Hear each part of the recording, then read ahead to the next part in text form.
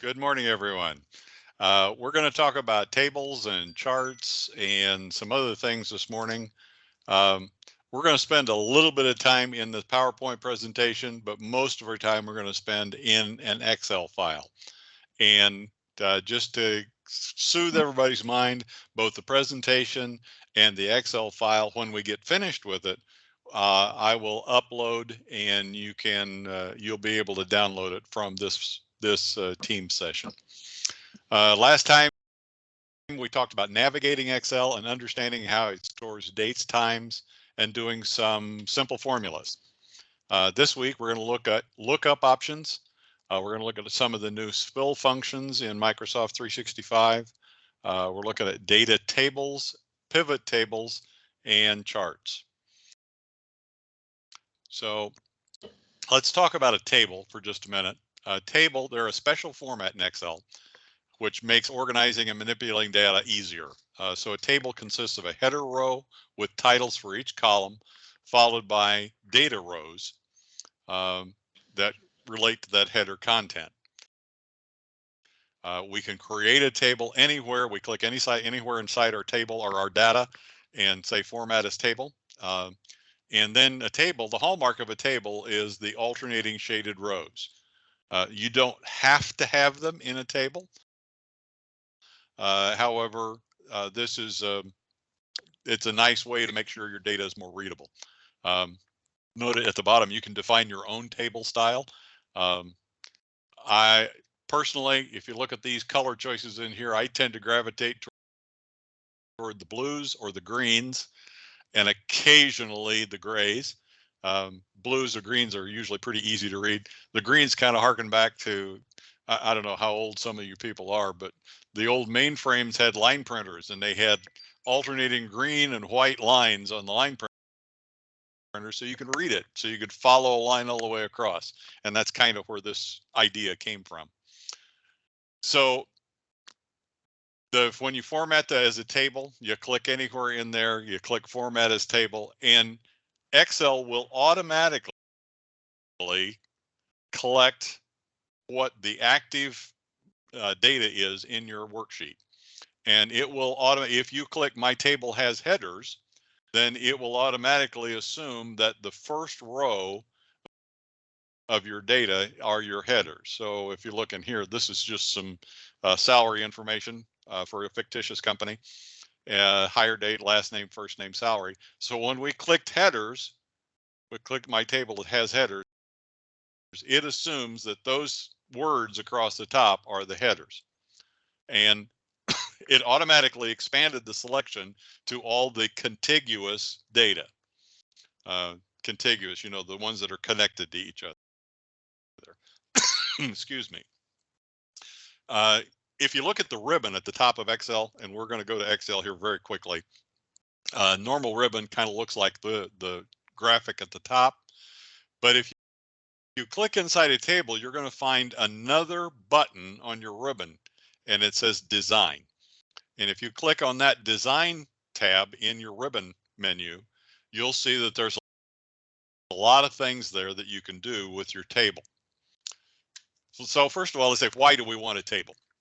Well, number one, tables will automatically update if you add data at the bottom or to the right. They will automatically include that information in the table. So that's kind of nice if you're going to use ongoing data that you're going to keep adding to, and you need to use that. And we'll talk later about a pivot table. If your pivot table is based on a table, then that means your table is automatically refreshed when you add data at the bottom. Another interesting thing about tables is if you enter a formula in a column, Excel will automatically apply that formula to the entire column. So, and most importantly, again, if you're using a pivot table, then the data automatically added to the table will refresh when you refresh your pivot table. Formulas can be written using the table name and the header name, and we'll demonstrate that in a little bit. So in the design ribbon, at the far right, you'll see all your different shading options for table styles. Towards the middle, you have some options that allow you to have the filter button. That's a default in Excel, but you can turn that off if you don't want it. You can turn off the banded rows. There's other options you've got there. And then the next section to the left of that shows export, refresh. There's some other external table data. And finally, to the left of that, there it says summarize with a pivot table. So you can actually create a pivot table directly from your table. You can remove duplicates, or you can convert this table to a range, which will make it no longer a table. And then finally, on the farthest left, you have the table name. This is kind of important because if you want your formulas to be readable to other people and make sense, it might make sense to have your table have a name that reflects what the table is about.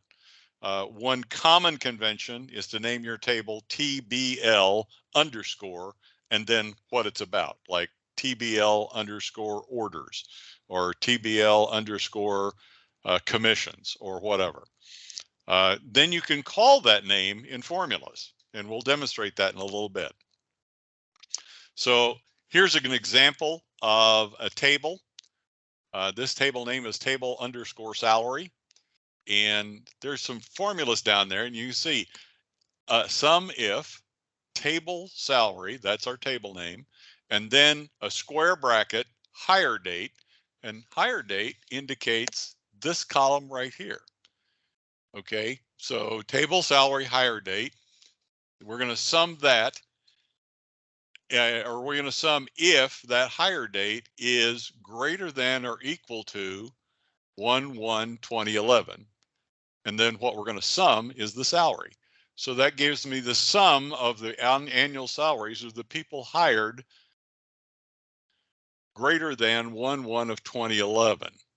So notice that there's some that would include these ones down here that were hired 2011 and 2012. And we'll show you how this works in the workbook. What's a pivot table? A pivot table is a method to summarize data by rows and columns. It's a very fast method to find sums, averages, counts of any row criteria from any column. So pivot tables can be created from existing data. They do not have to be created from a Excel table. They can just be created from rows and columns of data. However, the first row of your pivot table data must contain header information, and none of them can be blank. Much like the tables, they're created by clicking anywhere within a range of data and clicking insert pivot table, or if you're in a table, remember it was summarized with a pivot table. So here's an example. I'm not going to spend time on this very much. Let's kind of flip through this. We're going to add a filter on our pivot table. You'll see how important that is in a minute. Then we're going to talk about some of the newer Excel functions, and we're going to talk about some lookup functions.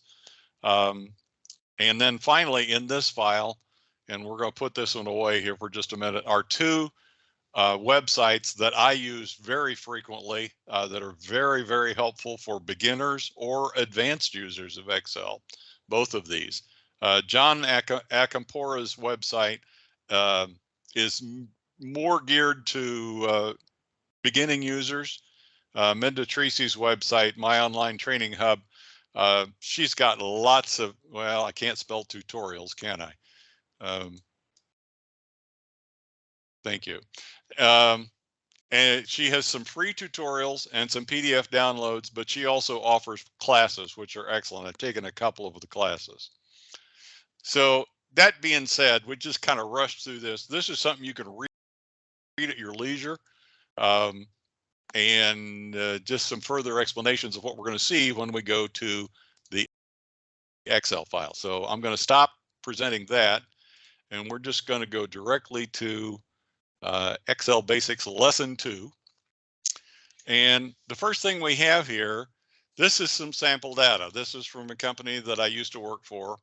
You don't need to know who it was or what it was, but well, just suffice it to say we made locks. So over here, these names, these refer to either parts of locks or actual full lock assemblies. So here we've got a sales ID. So this is a sales order, SO, and then it has a number. And you can see here, I have the same number for 4 lines. That's because this is line 1, 2, 3, and 4 of the order. There's the customer account number, the customer name, and some various other information in here. So what we're going to do right now, we really want to make this a table. So I'm going to click anywhere in here, and I'm going to go to the home button and see it says format as table. I click on that, and I'm kind of partial to the green, so we're going to do the green table. And this says, where's the data for your table? Now it is highlighted, and I'm going to warn you right now, there are 370 some lines of this, 367 lines of this data. So it's not huge, but it's not small. And it goes from column A to AE. So A, B, C, D, E, 5 plus 26, that's 31 columns of data. And it says my table has headers. Yep, that's correct.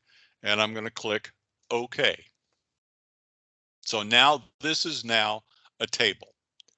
And if I'm automatically, when I create a table, I'm in the table design ribbon. So I can just come over here, and just for simplicity, I'm just going to call this orders. Okay. Now this table name is orders. And there's some interesting things we can do with this. If I click this one right here, and I go insert, table columns to the left. Now I've inserted a column. It's still in this table, and I'm going to call this city. Okay. Because if you look here, I have block iron and supply dash Oshkosh. So if you remember, if you were with us last week, we did some text math in our formulas. So what we want to do is we want to find the first character after the dash to the end of that text. So if I say equals, and we're going to mid. Mid gives you the middle of a text string. And I want to find that dash because it's not in the same place in every text, right? So I'm going to use a Excel function called find. And I'm going to find this, dash in this, starting at the first character. And then that's not the first letter of my city name, is it? There's a space after the dash. So I'm going to have to add +1. And now I don't know how long the city name is. Well, there's a good answer for that. I can just say 256. 256 is the largest length of a text string, or it's a very large length of a text string. So what it's going to do is it's going to find that city. So here we are, Oshkosh. And notice what happened. It copied that formula all the way down to the bottom of the table. So now I have a city for each one of these characters. So now if I wanted to summarize my sales by city, that would be pretty easy, wouldn't it? Because I now have a field that separates the city from the company, from the sales name. So now that we've got that, we can see how a formula is created. Let's go over here and we'll create one more formula and just show you how we're going to right click here and insert table columns to the left. And we're just going to say, this is late. Yes / no / not question mark. Right? So how am I going to get a yes or a no in there? First of all, I need to know if it's been shipped. Okay, so right now this is our confirmed ship date. And over here is our required ship date. So I want to know, is my confirmed ship date equal to or less than the required ship date? Or is it blank? Or is it greater than? So now I want to know is if it's greater than, and if it's today, then it's late, correct? So I'm going to say equals. Now we're going to use a new function, if. And now I'm going to put another function in here, or. And now I have to separate each function with parentheses. This is greater than required ship date. That's the first or I'm going to check to, or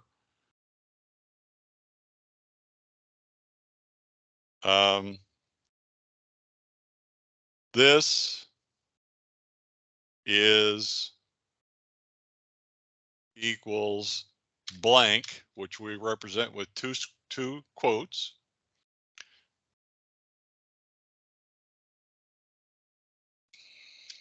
And I'm going to step back here because we got to do something a little bit different. Notice this says at confirmed ship date, at required ship date. Those are all the table column names. That's why it's able to copy that all the way down. I'm going to stick another one. And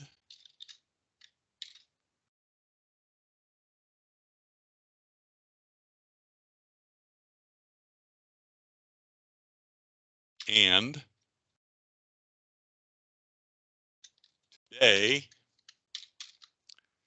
is greater than the confirmed ship date.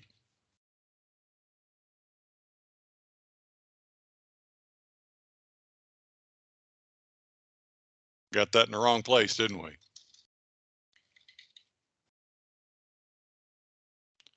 Okay. These are kind of long formulas.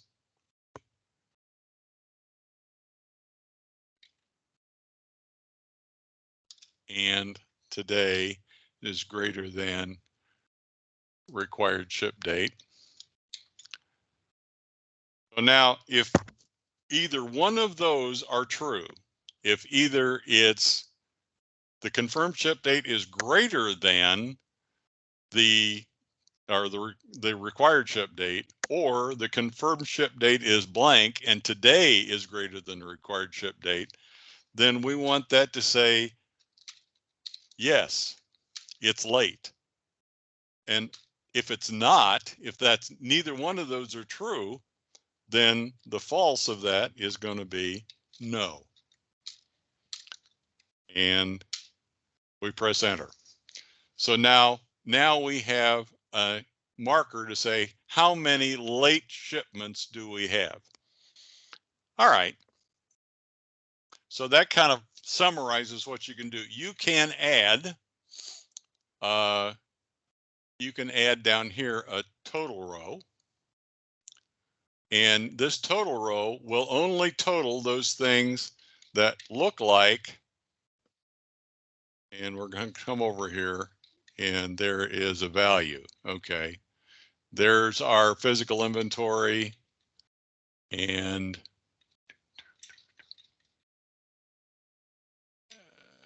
there's nothing else that makes any sense. Okay, but I don't really want a total row here. That doesn't mean anything to me. So there's a couple other things we can do. We can export this to a SharePoint. If you have SharePoint in your company, then you can export this to SharePoint. We can insert a slicer. I'll show you better on that when we look at the pivot table. But right now, let's go. There's two ways. We can either click Summarize with Pivot Table to create a pivot table, or we can right click in this, go to Insert and Pivot Table. But let's just go back to the table. This is the easiest way to do it. We're already here. So we're going to summarize with a pivot table. And the table range, and I'm going to put this in an existing worksheet in my pivot table example. And I'm going to drop it down about 8 rows. Okay, so now here's a pivot table. Remember, we wanted to see, let's see how many orders. Let's do one other thing here. I got to move this up out of the way.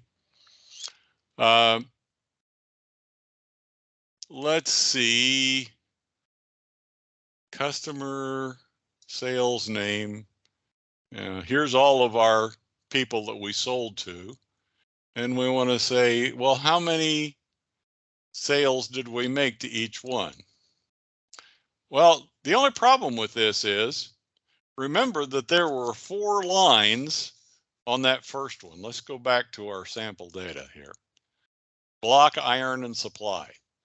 So if we go to block, iron, and supply, it says that there are 6, but there's really only 2 orders. So how am I going to get that? Well, first of all, I can look in here and see if I do summarize values by, well, right now it's count.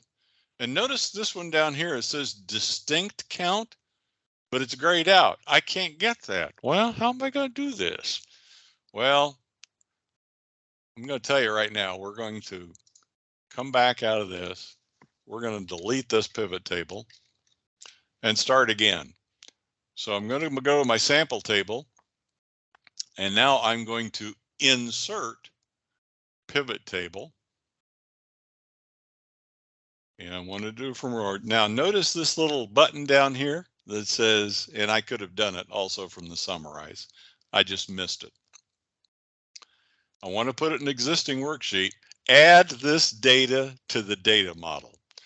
Now I'm not going to go into a long explanation of what the data model is, but the data model allows you to do a pivot table on more than one set of data if they have common values. This is, you may have heard somebody talk about Power Pivot or Power Query. Those are the things that where you can combine several different spreadsheets that have common things like this sales ID or the customer account number. And then you can do pivots across all that information. But right now we're going to add this to the data model, and we're going to put it back in our pivot table at here, same place we were before, and click OK.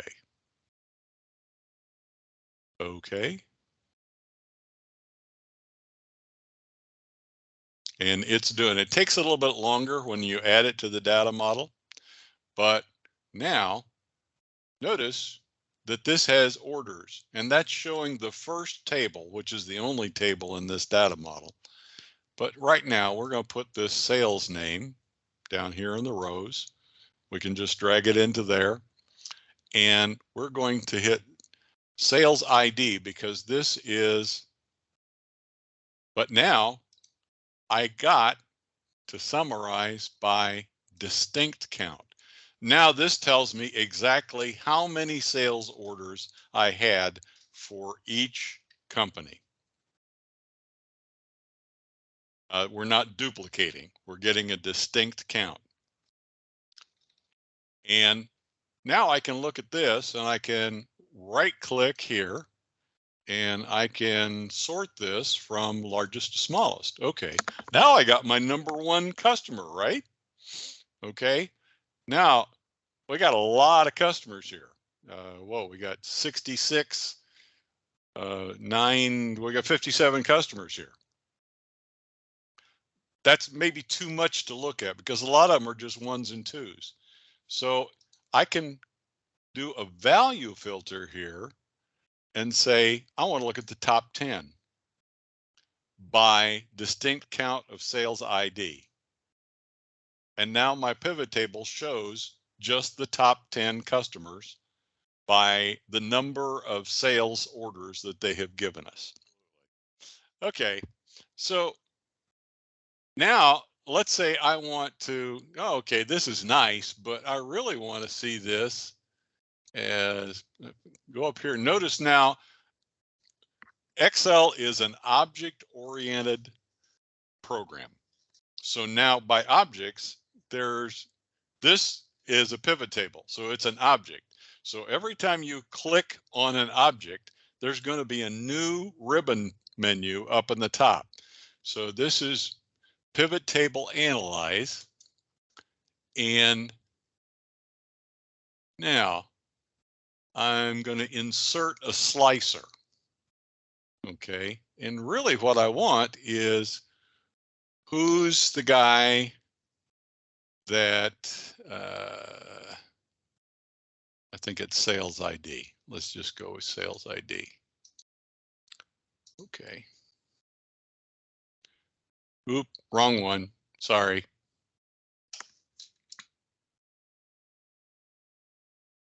Let's delete that. All right. So let's insert that slicer again. Oh, created by, sorry. Okay. So this is the salesperson that took the order and created it. So now what this slicer does, let's just click A. Owens. Okay, so the top 10 orders that A. Owens created are these right here. If I click, let's go to K. Duncan. There's the top 10 orders that K. Duncan took. And if I just want to see the top 10 orders overall, I can click this clear filter button up here, and there's my top 10 orders overall. So you can see if you were creating a dashboard, let's just do one more thing here. Let's just go to pivot table analyze and where are we? Insert a pivot chart. And okay, this will be okay.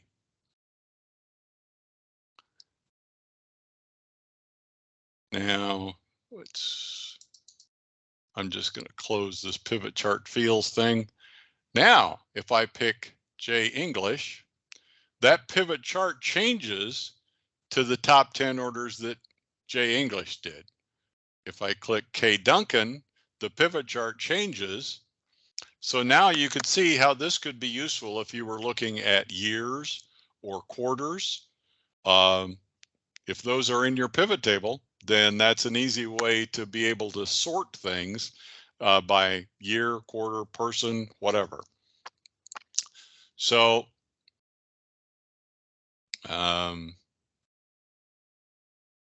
there's a lot more you can do with pivot tables. You can add more than one. So let's see. I want to open up the field list again.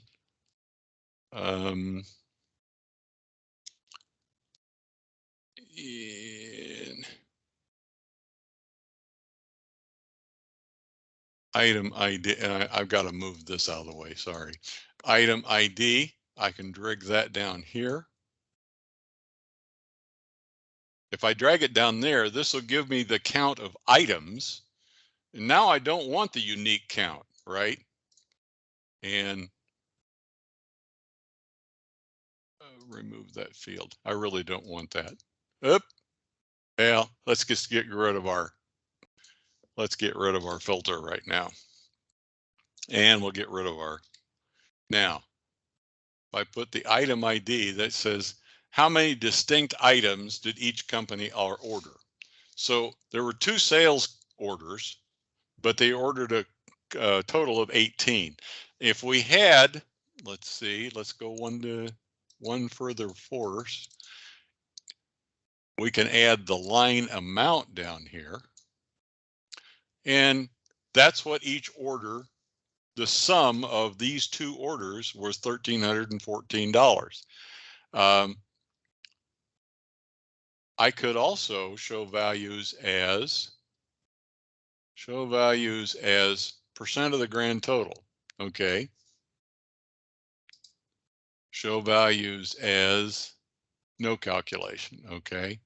I could also summarize values as average. So this is the average of all the items that were ordered. So if I was looking for who ordered the highest value items, I could right click here, sort, largest to smallest. And now Kendall Doors and Hardware, they ordered over 6 items or 85 items with an average amount of $557. So they were ordering some expensive stuff. Whereas Leather Commercial Doors, they had 2 sales orders and there were 2 items and they were an average of $71.69 a piece. So if I was looking at high value customers, I'd be looking more at Kendall Doors and Hardware. You can see how this now comes to begin to analyze that large group of data, the 367 lines of data. Now we can begin to summarize it and remember, now we're still dealing with the top 10. So lots of stuff to do with pivot tables. You can create charts. The charts are connected to the pivot tables. So when you create a filter, the filter applies both to the pivot table and to the chart. And that is a good way to represent your data in a dashboard. You can put the pivot table in one tab or worksheet and put the charts in a total different worksheet so that all you're showing to your management are just the charts. That's an interesting thing to do. Okay, that being said, let's do talk about lookups. So there are, now here we've got 6 different ways that we can look up data. Why would we want to look up a data?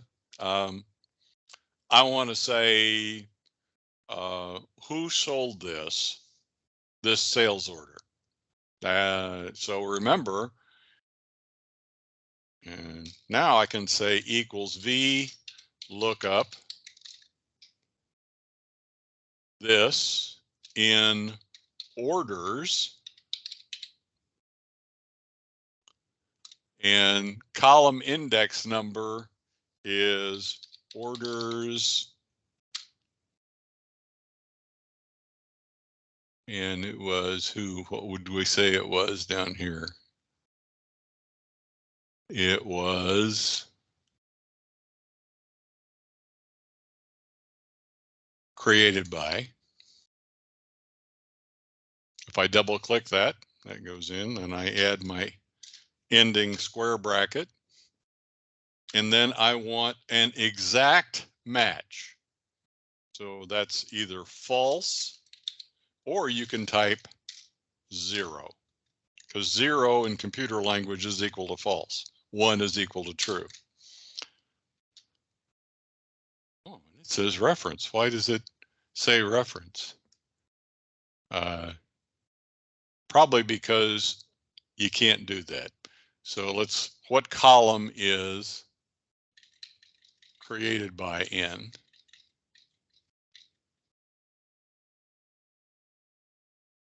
Created by is in column AF, which is 26, 27, 28, 29, 30, 31, 32.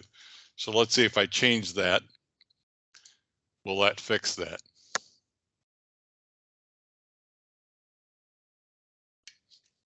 We just put in here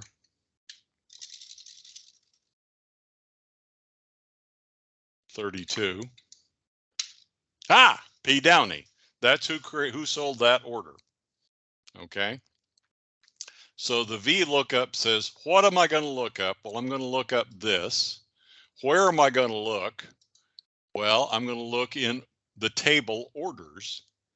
And what column am I going to find it in? Well, now you actually have to put a number in here, 32. And do I want an exact or a near match?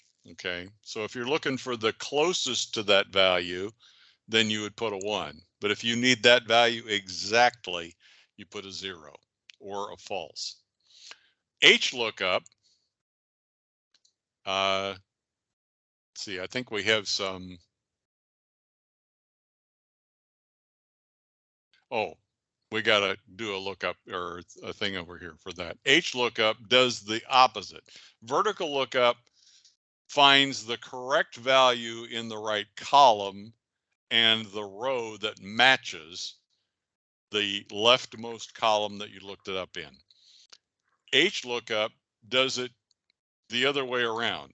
It finds out the row and the column that you've chosen. Okay, do you match the column that you've chosen? So let's see if we can look at this a little bit. So here we have, where's my H lookup data?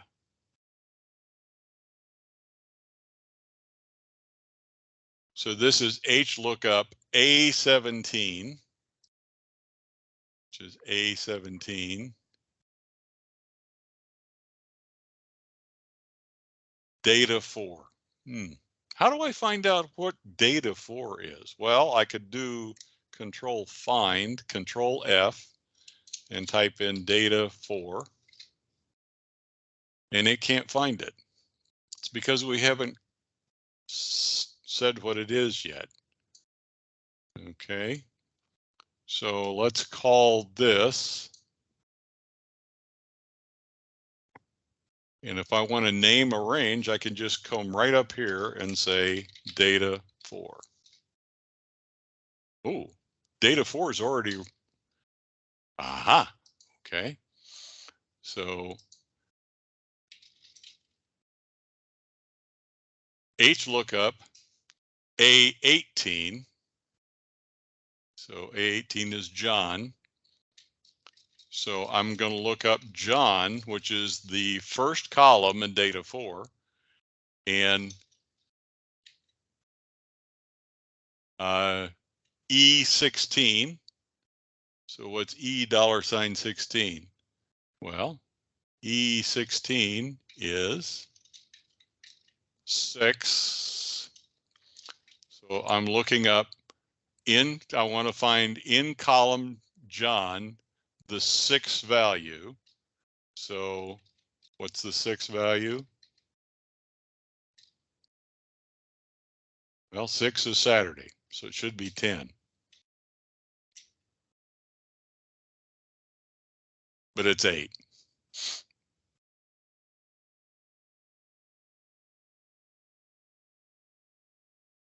All right. At any rate, H lookup, I don't use very often. You can use it. Choose is used even less often. You can choose from a list. So this is choosing from a list. Choose this number from M24, M25, M26. Well, what in the world is that? Well, M24, M25, M26 is this list of days. So if I choose 6 from those days, well, that's Friday. Okay. Why is that Friday? because that's certainly not 1, 2, 3, 4, 5. That looks like that's the fifth one. So what's M24? Oh, because M24 is the day. So now we have to change this. Yeah, well, forget that. Okay, you see what I did wrong here? If this started with M25, 26, 27, sixth day would come up as Saturday. And that's because we've put Monday as the first day. Okay.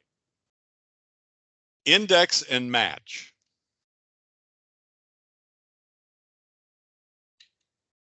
So here's where we're going to find where our 12 and 4, okay, equals index.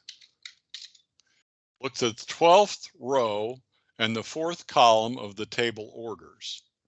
So our array is orders, 12th row, fourth column,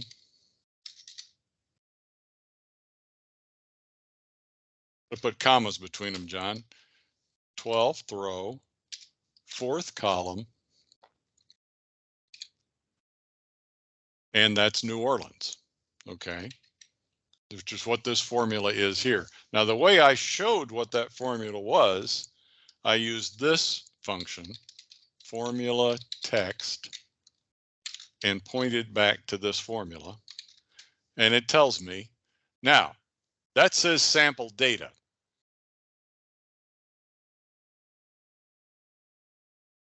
And that reason it says sample data is because I created that formula before I created this table. So now I want to find out this. I want to find out what sales order is related to Horner commercial sales. So now I don't necessarily, I'm not looking up where the left, I'm looking up. Let's go back to this. I'm going to look up what this name is or what this sales ID is based on the name. So I can't use VLOOKUP because VLOOKUP always starts with the leftmost value and looks to the right. And HLOOKUP always starts with the topmost value and looks down. So now we have a new formula or a new function called XLOOKUP. And XLOOKUP allows you to tell you where you want to look, what you want to use as your criteria for looking, and what you're going to return.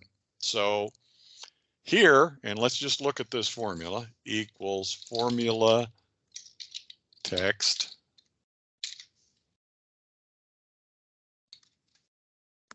XLOOKUP sample data, and we could redo this, equals XLOOKUP this value in orders sales name, and I want to return from orders sales ID. And now I can say if it's not found, I can actually put in the word not found in quotes. But it found it, okay? Likewise, we could look this up in the same way. This is a VLOOKUP because we're starting with the leftmost column. So we can do a VLOOKUP here. XLOOKUP is really important if you're going to use it to find something to the left of what you're looking for or to the right. It'll work either way. Let's stop. I want to make these things work. And the way that I'm going to make these things work is we're going to create some named ranges here. but I want to create these named ranges all at once. So in my formula bar, I want to create from selection the names in the top row. So now I have a named range. This is John. Look up here, see? And this is Larry. So now indirect equals the sum of John and the sum of Larry and the sum of Bob and the sum of Jane. And indirect says I'm going to use not John, but the value of John as a range to look at that data. Okay. So let's go right now. Let's go over to some spill functions. All right.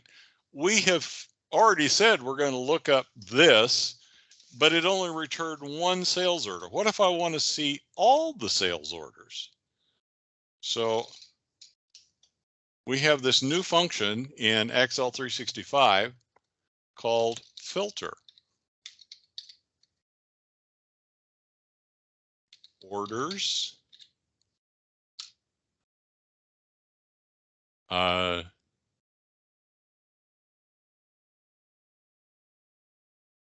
Sales name.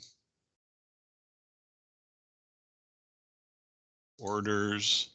Sales name equals, no, sorry, equal orders, sales ID,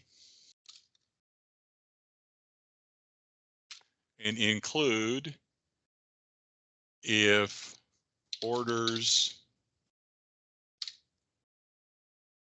sales name equals C2. And close parentheses. Oh, look at all that. Well, the only problem is look, I've got S457 twice and 459 twice, and then 457 again. So how am I going to get this fixed? Well, there's another function called unique.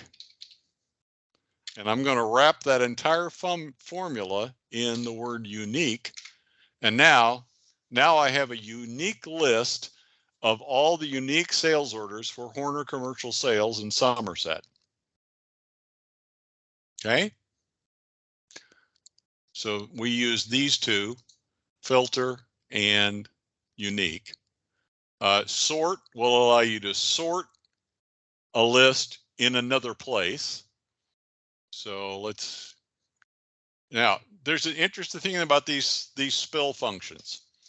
If I click down here, notice it's grayed out and says unique filter. That means I cannot do any math or any function on that value as it sits right there. If I wanted to now do some manipulations with those, I would have to copy that list and paste it as values. And then I would have that. But right now, if I'm just looking for, well, what are the unique order numbers? Okay, well, there they are. Now, if I want to use those to look something up, then I would have to turn them into actual values. Same thing here, equals sort, sorts a range or array.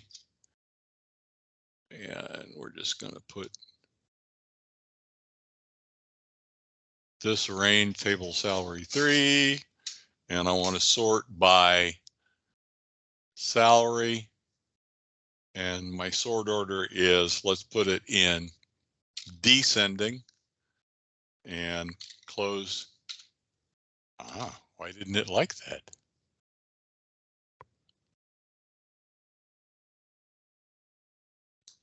How about if we just make this a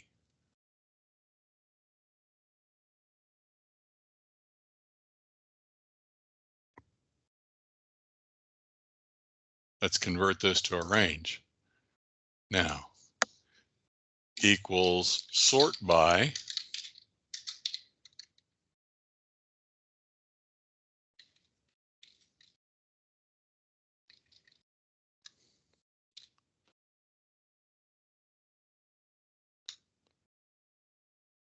-1. Ah, there we go. It doesn't like doing it with tables. It'll do it with a range. Okay. So now notice my original data is intact. I didn't change my original data. So if I wanted to keep this in order of the hire date, but I still wanted to see what were the top 5 salaries, then now I've got this data over here. And again, if I click here, notice it says equals sort by. It doesn't say 115, 2010. So if I wanted to turn this into data that I can manipulate, then I just hit Control C and paste as values. And now this is 94060, this is 31-2010, and I can do something with that.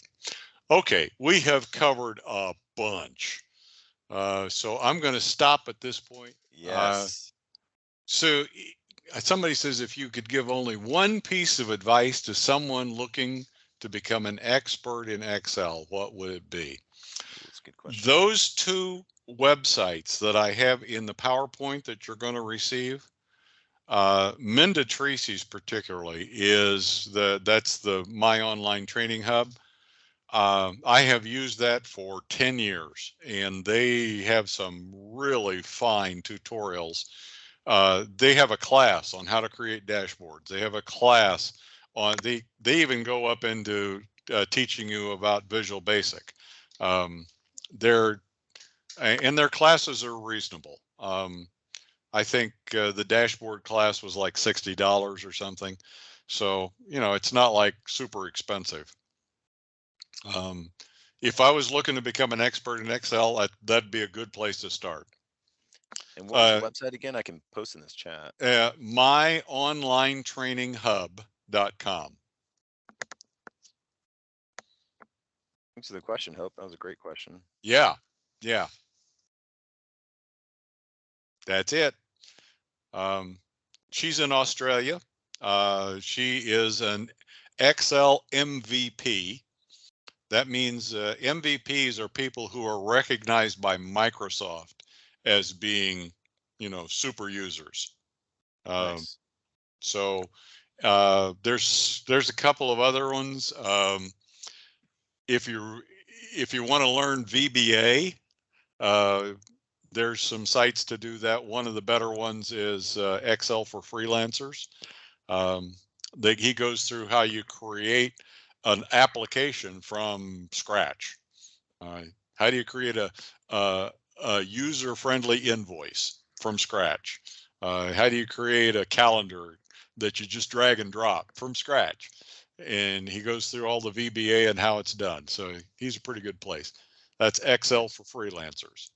Excel for Freelancers.